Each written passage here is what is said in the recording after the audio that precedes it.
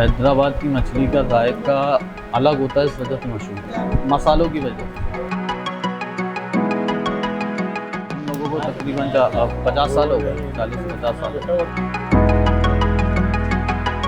Miani road Shrigarh Hyderabad में मौजूद है। हम लोग यहाँ पर मछली बेचते हैं। रोहू होती है, संगरा होती है, वाइट पॉपलेट, ब्लैक पॉपलेट होती है। इधर दोनों मछली चलती है, मीठे पानी की भी चलती है और खारे पानी की भी चलती है। मीठे पानी की मछली में खारे पानी की मछली में जायके का टेस्ट का फ़र्क होता है। लजीज तो खारे पानी की होती है। हैदराबाद की मछली का जायका अलग होता है, इस वजह से मशहूर है, मसालों की वजह से। ये तो पुरानी रेसिपी है, काफ़ी ओल्ड रेसिपी है। मछली तकरीबन 1600 रुपये किलो, 1800 रुपये किलो तक। पल्ला मछली जामशोरे पे मिलती है, वो बहुत ज़्यादा कॉस्टली है, इस वजह से यहाँ नहीं मिलती। कॉस्टली होने की वजह ये है कि तो फार्मिंग का सिस्टम चल गया और बाहर मुल्कों में एक्सपोर्ट वगैरह का थोड़ा चल गया, उस वजह से हम लोगों को तकरीबन 50 साल हो गए, 40 से 50 साल।